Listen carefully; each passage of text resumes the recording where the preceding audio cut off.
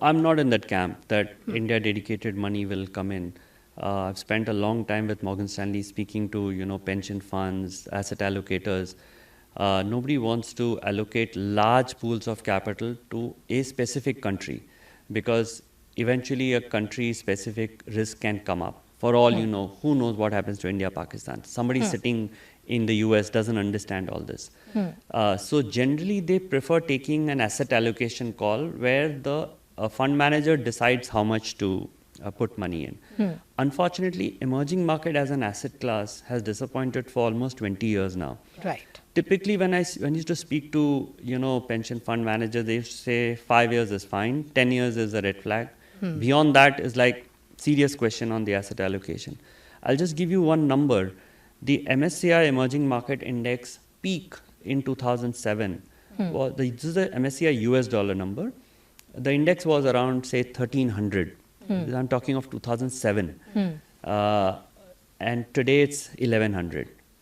So that's the performance of MSCI EM after almost 20 years. Right. We were at 21,000 Sensex and we are at whatever 80,000 plus. Correct. So just to give a ballpark number, just to put things in context, that this index has done nothing. In between, it has had some movements. It went to 1400 in 21 or 22 and it's come back again. EM as a basket is not a homogeneous asset because you have, countries with per capita income of $20,000 to $2,000, countries which have current account surplus to current account deficit, countries which are commodity exporting and commodity importing. So the sum of part becomes zero because some country benefits, some countries losing out. Right. As a result, this index hasn't given return. I think we'll see more and more money going out of this asset class, which overall is not very good for India.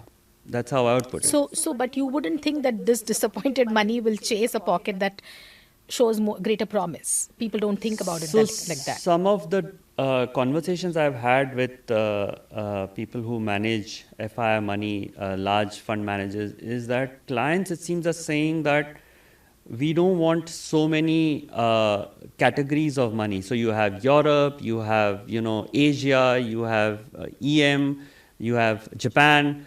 So the recent conversation I had suggests that clients are saying that we'll have US, which is like 70% of the benchmark, and we'll give one ex-US, which is 30%, and then you manage within that. Right. If that were to happen, and if more clients were to do this, that's bad for EM as such. Because if the guy sitting in Europe is going to manage, how much does he understand about EM? Then he has to take a call on India. Right. So the view that I got was that this is not great for EM because the EM mandate itself is going to a larger pool of asset class, which is ex-US, because US is 70%. Right.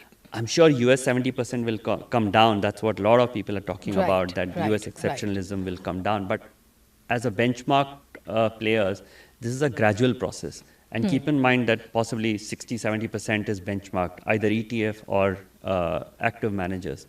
And they're slaves of benchmark. So I know I've managed this for a long time. News18.com marches way ahead of the Times of India with 38% more users on native and social platforms. Network 18, the undisputed leader of news networks, way ahead of the Times.